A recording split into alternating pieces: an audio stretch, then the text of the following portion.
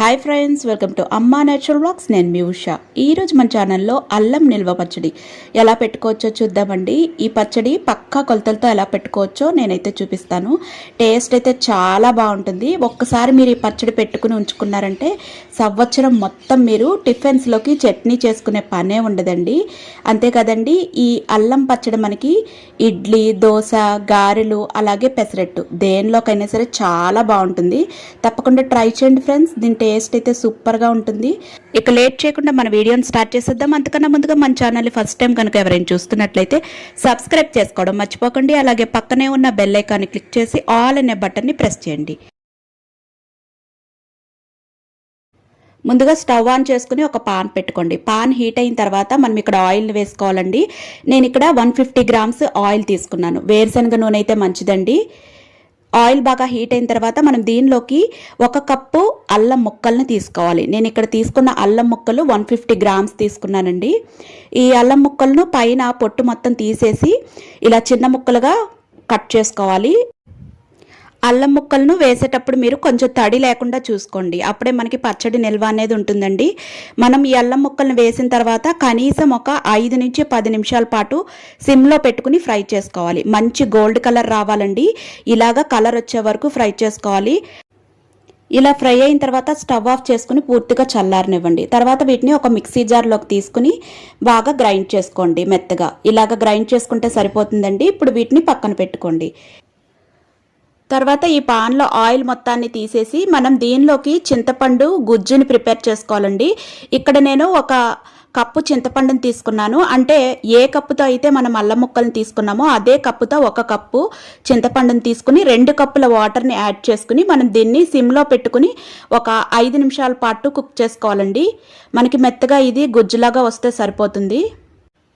గ్రామ్స్లో అయితే ఇక్కడ నేను అల్లం ముక్కలు 150 గ్రాములు తీసుకున్నాను కదా, చింతపండును కూడా 150 గ్రాములే తీసుకున్నానండి. ఇలా మనకి గుజ్జులా వచ్చిన తర్వాత స్టవ్ ఆఫ్ చేసి పూర్తిగా చల్లారనివ్వండి. పూర్తిగా చల్లారిన తర్వాత మనం ఈ చింతపండు గుజ్జును కూడా మనం ఇందులో వేసుకుని గ్రైండ్ చేసుకోవాలండి. ముందుగా అల్లం ముక్కల్ని గ్రైండ్ చేసిన మిక్సీలోనే మనం ఈ చింతపండును కూడా తీసుకుని మళ్ళీ బాగా మెత్తగా గ్రైండ్ చేసుకోవాలి. దీనిలోకే నేను ఇక్కడ వెల్లుల్లిపాయలను కూడా యాడ్ చేస్తున్నానండి. ఒక 15 నుంచి 20 వెల్లుల్లిపాయలను పొట్టు తీయవలసిన పని లేదండి. దీన్ని కూడా వేసుకుని మనం బాగా మెత్తగా గ్రైండ్ చేసుకోవాలి. ఇలా వస్తే సరిపోతుందండి.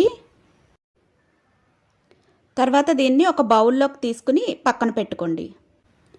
తర్వాత మిక్సీ జార్లోకి మనం బెల్లాన్ని వేసుకోవాలండి. నేను ఇక్కడ 2 కప్పుల వరకు బెల్లాన్ని తీసుకున్నాను. తురిమిన బెల్లాన్ని తీసుకోవాలి. ఇలా 2 కప్పుల బెల్లం అంటే నేను ఇక్కడ 300 గ్రామ్స్ బెల్లాన్ని తీసుకున్నానండి. ఈ బెల్లంలోకి మనం రుచికి సరిపడినంత సాల్ట్ని వేసుకోవాలి.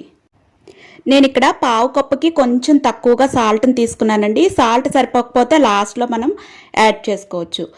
ఈ బెల్లాన్ని కూడా మనం ఇలా మెత్తగా గ్రైండ్ చేసుకోవాలండి. ఇలా గ్రైండ్ చేసుకున్న బెల్లాన్ని ముందుగా మనం రెడీ చేసుకున్న అల్లం చింతపండు గుజ్జు ఏదైతే ఉందో దానిలోకి యాడ్ చేసుకోండి.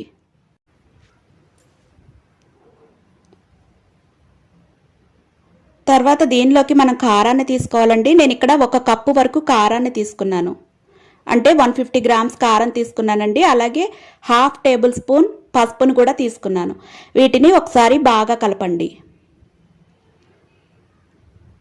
ఇలా పూర్తిగా కలిపిన తర్వాత మనం దీనిలోకి ముందుగా అల్లం ఫ్రై చేసుకున్న ఆయిల్ ఏదైతే ఉందో ఆ ఆయిల్ని ఇందులో యాడ్ చేసుకోవాలండి. ఇక్కడ నేను కొలతలు మళ్ళీ ఒకసారి చెప్తానండి. నేను ఇక్కడ 1 కప్పు అల్లం ముక్కలకి 1 కప్పు చింతపండు, అలాగే 2 కప్పుల బెల్లాన్ని, 1 కప్పు కారాన్ని తీసుకున్నానండి.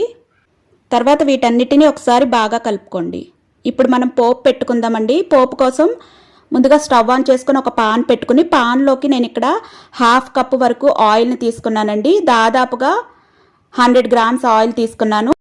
ఆయిల్ బాగా హీట్ అయిన తర్వాత 1 టేబుల్ స్పూన్ ఆవాలను వేసుకోండి. ఆవాలు కొద్దిగా చిటపటలాడిన తర్వాత ఒక 6 వెల్లుల్లి రెబ్బలను దంచుకొని వేసుకోండి.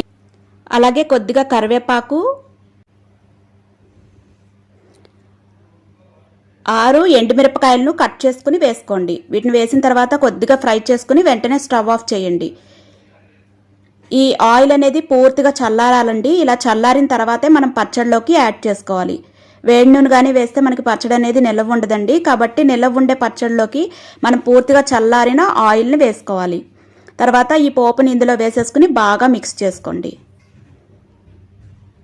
ఇలా పూర్తిగా మిక్స్ చేసిన తర్వాత ఒకసారి సాల్ట్ని చెక్ చేసుకోండి. నాకైతే సాల్ట్ కరెక్ట్గా సరిపోయింది. మీకు ఒకవేళ సాల్ట్ కావాలి అంటే కొద్దిగా ఒక పావు టేబుల్ స్పూన్ సాల్ట్ని యాడ్ చేసుకుంటే సరిపోతుంది.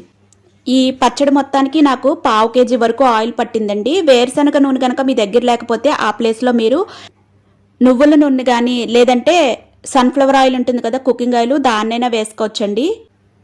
చూసారు కదా ఎంతో సింపుల్గా మన అల్లం పచ్చడి ఎలా రెడీ అయిపోయిందో. ఇది టేస్ట్ అయితే చాలా బాగుంటుందండి. దీన్ని ఒక గాజు సీసాలో పెట్టి స్టోర్ చేసుకుంటే 1 ఇయర్ వరకు అస్సలు పాడవదండి. చూసారు కదా ఫ్రెండ్స్, ఎంతో సింపుల్ అండ్ టేస్టీ అల్లం పచ్చడి మీకు నచ్చింది అని అనుకుంటున్నాను. నచ్చినట్లయితే మన ఛానల్ని సబ్స్క్రైబ్ చేసుకోండి. అలాగే ఒక లైక్ షేర్ చేయండి. Thank you friends, thanks for watching.